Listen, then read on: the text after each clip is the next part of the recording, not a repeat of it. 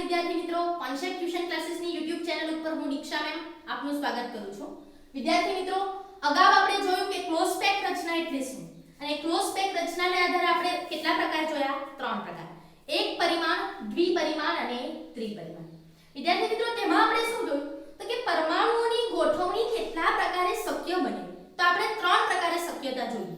એક પરિમાણમાં, દ્વિપરિમાણમાં અને ત્રિપરિમાણમાં. બસ વિદ્યાર્થી મિત્રો, આ પરમાણુની ગોઠવણીને આધારે જ હવે આપણે જોવાના છે બિંદુ ક્ષતિ અને તેના પ્રકાર. પહેલા તો જોઈ લઈએ ક્ષતિ એટલે શું. બરાબર છે? તો આપણને મગજમાં ક્ષતિ એટલે એવું કે કોઈ જગ્યાએ કઈ ખોડ ખાપણ આવે તેને આપણે કહીએ ક્ષતિ. પણ રાસાયણિક ભાષાની અંદર આપણે ક્ષતિની વ્યાખ્યા જોવાની છે કે સ્ફટિકની રચનામાં કણો દ્વારા થતી અનિયમિતતા. ધ્યાન આપજો, સ્ફટિક એટલે આપણે વિચારી લેવાનો એકમ કોષ. શાને વિચારવાનો? તો જે એકમ કોષ આપણે આનું ઉદાહરણ લઈ શકીએ. બરાબર છે? કે જેને 8 ખૂણા છે, 6 બાજુઓ છે અને 12 ધાર છે. આવો એક ચોરસ ઘન કે જેને ધારી લઈએ આપણે સ્ફટિક. હવે વિદ્યાર્થી મિત્રો, આ સ્ફટિક વિચારી લઈએ. આની અંદર રહેલા દરેક ચોરસ પાસા અત્યારે આપણે ગોળ વિચારીએ. બરાબર ને? પરમાણુ વિચારીએ. તો તમે જોશો તો બધા પરમાણુઓ ચોક્કસ રીતે ગોઠવાયેલા છે. ચોક્કસ જગ્યાએ એકબીજાથી ચોક્કસ બાજુએ દરેક જગ્યાએ ચોક્કસ રીતે ગોઠવાયેલા. પણ વિચારો કે આમાંથી કદાચ અત્યારે વચ્ચેથી એક પરમાણુને કાઢી દો અથવા તો અહીંયાથી એક પરમાણુને ખસેડી દો, તો આ થયું કે સ્ફટિકની રચનામાં આ બધાને ધાર્યા આપણે કણો દ્વારા થતી અનિયમિતતા. કોઈક વાર એવું થાય છે કે કોઈ કણ પોતાના સ્થાનેથી ખસી ગયો, કોઈક વાર એવું થાય કે કોઈ કણનું કદ નાનું હોય, તો આ થયું કણની અનિયમિતતા. એને આધારે જોવાના છે પહેલા તો આપણે બિંદુ ક્ષતિ. વિદ્યાર્થી મિત્રો, ક્ષતિના બે પ્રકાર છે, બિંદુ ક્ષતિ અને રેખા ક્ષતિ. આપણે ભણવાના છે ખાલી બિંદુ ક્ષતિ, પણ જાણવાનું કે ક્ષતિના પ્રકાર કેટલા? બે, બિંદુ ક્ષતિ અને રેખા ક્ષતિ. ધ્યાન આપજો વિદ્યાર્થી મિત્રો, તમને ખ્યાલ હોય તો નિરપેક્ષ શૂન્ય તાપમાને સંપૂર્ણ શુદ્ધ સ્ફટિકમય પદાર્થની એન્ટ્રોપીનું મૂલ્ય કેવું હોય છે? શૂન્ય. પણ તમને ખ્યાલ હશે જ કે નિરપેક્ષ શૂન્ય તાપમાન મેળવવું કેવું અશક્ય છે. ચાલો આપણે જોઈએ બિંદુ ક્ષતિ એટલે શું. પહેલા જોવાના છે આપણે બિંદુ ક્ષતિના ત્રણ પ્રકાર. પ્રકાર ખાસ યાદ રાખશો, આ ચાર્ટ તમારામાં તમે એટલે જ દોરેલો છે. બરાબર છે? કે જેથી તમને થોડું સહેલું પડે કે બિંદુ ક્ષતિના ત્રણ પ્રકાર: તત્વ યોગમિતીય ક્ષતિ, બિન તત્વ યોગમિતીય ક્ષતિ અને અશુદ્ધિ ક્ષતિ. બરાબર છે? યાદ રહેશે. એમાં તત્વ યોગમિતીય ક્ષતિના પાછા ચાર પ્રકાર: અવકાશીય ક્ષતિ, આંતરાલીય ક્ષતિ, શોર્ટી ક્ષતિ અને ફ્રેન્કલ ક્ષતિ. બિન તત્વ યોગમિતિના પાછા ત્રણ પ્રકાર: ધાતુ વધારો ક્ષતિ, ધાતુ ઉણપ ક્ષતિ અને વિસ્થાપનની ક્ષતિ. ધ્યાન આપજો, આપણા માટે આ ચાર ક્ષતિ વધારે ઇમ્પોર્ટન્ટ છે. અવકાશીય, આંતરાલીય, શોર્ટી અને ફ્રેન્કલ. સમજીએ પહેલા તો અવકાશીય ક્ષતિ એટલે શું. વિદ્યાર્થી મિત્રો, તમારા માટે મેં એક આકૃતિ રચી છે. તમે જોશો તો અત્યારે મેં એક ચોરસ પાસો લઈ લીધો છે. બરાબર? એક ઘન લીધો છે. એની અંદર મેં ગોળાકાર જે દોરેલા છે આ બધાને તમારે ધારવાના પરમાણુ અથવા આયન. બરાબર છે? ચાલો વિદ્યાર્થી મિત્રો, તમે જોશો તો દરેક પરમાણુ સુનિશ્ચિત રીતે ગોઠવાયેલા છે. કોઈ આડા અવળા દેખાતા છે? ના. આડી હરોળમાં જો કે ઊભી હરોળમાં જો આપણને બધા કેવા દેખાય છે? ચોક્કસ. હવે ધ્યાન આપો, આપણે જોઈએ પહેલા તો અવકાશીય ક્ષતિ એટલે શું. તો અવકાશીય ક્ષતિ એટલે ધ્યાન આપજો કે ધારો કે અત્યારે આપણે આ ચોરસ જે ઘન છે, બરાબર, એને ધારી લઈએ એક અવકાશ. શું ધારી લેવાનો? અવકાશ. વિચારો, એક સ્પષ્ટ ઉદાહરણ તમને હું બીજું આપું કે ધારો કે અત્યારે એક ચોરસ ક્લાસરૂમ છે. બરાબર વિદ્યાર્થી મિત્રો? એની અંદર આપણે દરેક વિદ્યાર્થીઓ બધા આડી હરોળમાં કે ઊભી હરોળમાં એકદમ નિશ્ચિત રીતે બેઠેલા છે. બરાબર? એ બધા વિદ્યાર્થીઓ એક ક્લાસરૂમની અંદર મારે 30 વિદ્યાર્થી બેસેલા છે. 30 વિદ્યાર્થીઓની ક્લાસ આખો ફૂલ છે. બરાબર? હું વચ્ચેથી એક વિદ્યાર્થીને ઉઠાડીને ક્લાસની બહાર મૂકી દઉં. એનો અર્થ કે તે વિદ્યાર્થી જ્યાં બેઠેલો હતો ત્યાં જગ્યા કેવી પડી? ખાલી. રાઈટ? તો અત્યારે આ બધા પરમાણુઓ પર સુનિશ્ચિત રીતે ગોઠવાયેલા. ધારો કે કોઈ પરમાણુ પોતાના સ્થાનેથી ખસી અને અવકાશની બહાર જતો રહે. આપણે આને અત્યારે ધારી લીધો છે શું? અવકાશ. તો અવકાશની બહાર જતી તો તેનું સ્થાન કેવું પડ્યું? ખાલી પડ્યું. તો આને જ આપણે કહેવાનું છે અવકાશીય ક્ષતિ. છે સહેલું? ખબર પડી બધાને? ચાલો હવે જોઈએ આપણે આંતરાલીય ક્ષતિ. વોટ ઇઝ અંતરાલ? તમને ખબર હોય તો આપણે સામાન્ય રીતે એવું જાણીએ છીએ કે આપણી પાસે અંતરાલ કેટલા ટોટલ? 4. આપણે મેથ્સમાં ભણીએ છીએ આવી રીતે 4 અંતરાલ, બરાબર? તો એવી રીતે અત્યારે મેં એક આ અવકાશ ચોરસ ઘન લઈ લીધો છે, બરાબર?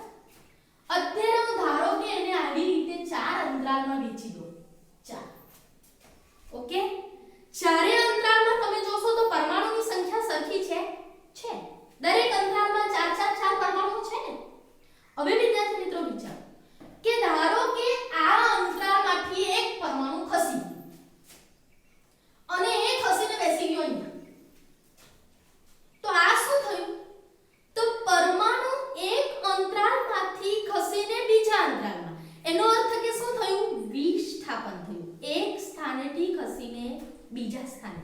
હવે તમે અહીંયા જોશો અવકાશીય ક્ષતિની અંદર જોશો તો ટોટલ પરમાણુ જે હતા એમાંથી એક પરમાણુ જતો રહ્યો, એટલે ઘનતામાં શું થયું કે ભાઈ? ઘટાડો થયો. કેમ?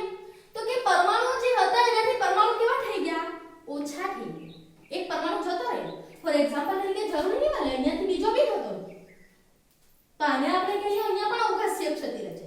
પણ આંતરાલીય ક્ષતિની અંદર શું? તો ધ્યાન આપજો, પરમાણુ એક અંતરાલમાંથી ખસીને ક્યાં જતો રહ્યો? બીજા અંતરાલ. વિચારો વિદ્યાર્થી મિત્રો કે ક્લાસરૂમમાં અત્યારે 30 વિદ્યાર્થીઓ બેઠા છે, બરાબર? 15 બોયઝ છે અને 15 ગર્લ્સ છે. ધારો કે એક ગર્લ્સ આ તરફથી એક વિદ્યાર્થી ઉઠીને આ તરફ બેસી ગઈ, પણ ક્લાસની ટોટલ સંખ્યા તો 30 ને 30 જ રહી. ફરક શામાં પડ્યો? તો કે ગર્લ્સમાંથી એક ગર્લ્સ ઉઠીને આ તરફ બેસી જાય એટલે આ બાજુ સંખ્યા રહી જાય 14, 16, આ બાજુ થઈ જાય 16. આનો અર્થ શું થયો? તો કે એક અંતરાલની ઘનતામાં ઘટાડો થાય, જ્યારે બીજા અંતરાલની ઘનતામાં શું થાય? વધારો. પરમાણુની સંખ્યા તો તેટલી ને તેટલી જ. તો આને આપણે કહેવાનું છે કઈ ક્ષતિ? આંતરાલીય ક્ષતિ. ખબર પડી ગઈ? ચાલો વિદ્યાર્થી મિત્રો, આ થયા બે પ્રકાર. હવે આપણે ત્રીજો પ્રકાર જોવાનો, સ્વાત્ય અને ફ્રેગલ. ધ્યાન આપજો, આ બંને ક્ષતિ મોસ્ટ ઇમ્પોર્ટન્ટ થિયરી છે, બરાબર? ખાસ સારી રીતે સમજવાનો પ્રયત્ન કરીએ. પહેલું જોઈએ સ્વાત્યિક ક્ષતિ. હવે સ્વાત્યિક ક્ષતિને સમજવા માટે મેં અહીંયા લીધેલા છે આયન, બરાબર છે? તમને ખબર છે વિદ્યાર્થી મિત્રો કે ઘન પદાર્થ સાનો બનેલો? તો અગાઉના લેક્ચરમાં મેં કીધું હતું કે અણુ, પરમાણુ કે આયન, બરાબર? તો અત્યારે મેં જે ઘન પદાર્થ લીધો છે એ આયનોનો બનેલો છે. તમે જોશો તો આની અંદર તમને પ્લસ અને માઈનસ આયન દેખાય છે દરેક જગ્યાએ. આ પ્લસ અને માઈનસ આયન, વિદ્યાર્થી મિત્રો ધ્યાન રાખજો, કોઈ પણ પદાર્થની તટસ્થતા જાળવી રાખવી હોય તો જેટલા ધન આયન હોય તેટલા જ તેની સામે શું જોઈએ? ઋણ આયન. હવે સ્વાત્યિક ક્ષતિ એટલે શું? ધ્યાન રાખો, સ્વાત્યિક ક્ષતિ એટલે શું? તો ધારો કે આ ક્ષતિની અંદર શું થાય કે કોઈક જગ્યાએથી કોઈક આયન વિસ્થાપન ખસી જાય, નીકળી જાય, બરાબર છે? ઉદાહરણ તરીકે જોઈએ તો અહીંયાથી ધન આયન નીકળી ગયું. ચાલો હવે આપણે તો એવું જોયું કે કોઈ પણ પદાર્થની તટસ્થતા, સ્થાયીતા જો જાળવવી હોય તો જેટલા ધન આયન હોય તેટલા જ ઋણ આયન. જો અહીંયાથી એક ધન આયન નીકળી જાય અને આ ભાગ ખાલી પડે તો આ પદાર્થ સ્થાયીતા ધરાવતો કહેવાય નહીં. જો એમણે ફરી સ્થાયી થવું હોય તો શું કરવું પડે? કોઈ બીજી જગ્યાએથી ઋણ આયન બી ગાયબ થઈ જવું પડે. ખબર પડી ગઈ? તો પદાર્થ પાછો સ્થાયી. સમજ પડી? હું ફરીથી બોલું છું, ધ્યાન આપજો. અહીંયા ધન આયન હતો, રાઈટ? ધારો કે આ ધન આયન પોતાના સ્થાનેથી ખસી ગયો. વિદ્યાર્થી મિત્રો તમે પોતે જવાબ આપી શકો છો કે ધન આયન અહીંયાથી ધન આયન ખાલી પડી જતો રહ્યો, જગ્યા ખાલી પડી, એનો અર્થ કે કઈ ક્ષતિ થઈ? અવકાશીય ક્ષતિ. પોતાની જગ્યા ખાલી પડી, બરાબર છે? ધ્યાન આપજો, પદાર્થની સ્થાયીતા જાળવવી હોય તો આયનોની સંખ્યા સરખી રહેવી જોઈએ અને કોઈ પણ પદાર્થની અંદર ધન આયન અને ઋણ આયનની સંખ્યા કેવી હોય? સરખી. તો ધ્યાન આપો, અહીંયાથી ઋણ આયન પણ શું થઈ જાય? કોઈક જગ્યાએ, હું એમ નથી કહેતી કે અહીંયાથી જ, કોઈ બીજી જગ્યાએથી ઋણ આયન પણ નીકળી જાય. હવે આ બંને જગ્યાએ સ્થાન કેવું પડ્યું? ખાલી. તો એને આપણે કહીશું કઈ ક્ષતિ? અવકાશીય ક્ષતિ. એટલે એવું કહેવાય કે સ્વાત્યિક ક્ષતિ એ કોના જેવી ક્ષતિ છે? અવકાશીય ક્ષતિ જેવી. ધ્યાન રાખજો, સ્વાત્યિક ક્ષતિના ઉદાહરણ મેં નીચે લખેલા છે, NaCl, KCl અને AgBr. ઉદાહરણ તમારે પરીક્ષામાં પ્રશ્નોમાં તે ખાસ ધ્યાનમાં રાખવાનું છે. વિદ્યાર્થી મિત્રો બીજી ક્ષતિ પર જોઈએ, ફ્રેન્કલ ક્ષતિ. ધ્યાન આપજો વિદ્યાર્થી મિત્રો, ફ્રેન્કલ ક્ષતિને બીજા શબ્દમાં વિસ્થાપનીય ક્ષતિ પણ કહેવામાં આવે. શબ્દ યાદ રાખવાનો છે. હવે ધ્યાન આપજો, શબ્દ પરથી થોડુંક આઈડિયા આપજો. વિસ્થાપનીય ક્ષતિ એટલે શું થતું હશે?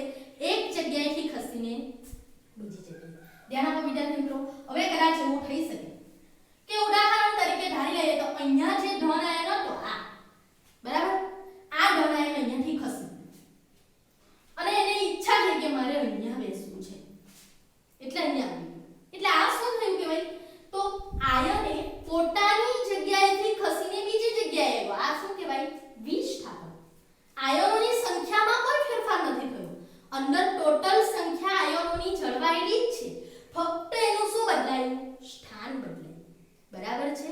વિદ્યાર્થી મિત્રો તમને ખ્યાલ હોય તો ધન આયન હંમેશા કેવો હોય? કદમાં નાનો. ઋણ આયનની સરખામણીમાં ધન આયન કદમાં હંમેશા કેવો હોય? નાનો. અને તમને ખ્યાલ હોય વિદ્યાર્થી મિત્રો તો ધારો કે તમે એક ડબ્બો લીધો હોય, બરાબર છે, સ્ટીલનો.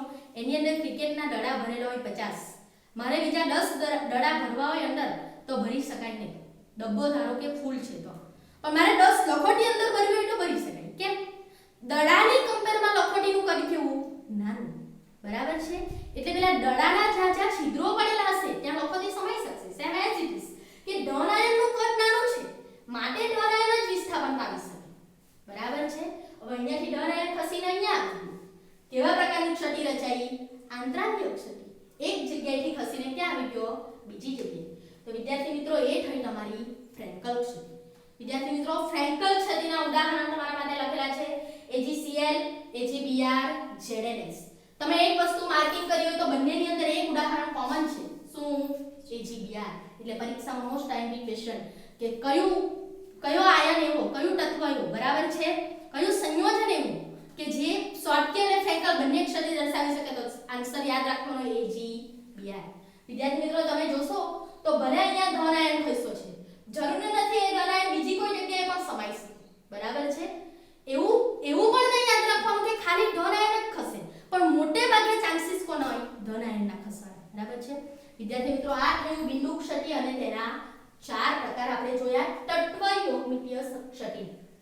હવે વિદ્યાર્થી મિત્રો અગાઉના લેક્ચરમાં આપણે જોઈશું બિન તત્વ યોગમિતીય ક્ષતિના પ્રકારો. વિદ્યાર્થી મિત્રો આ વિડિયોને વારંવાર જુઓ અને સમજો. Thank you.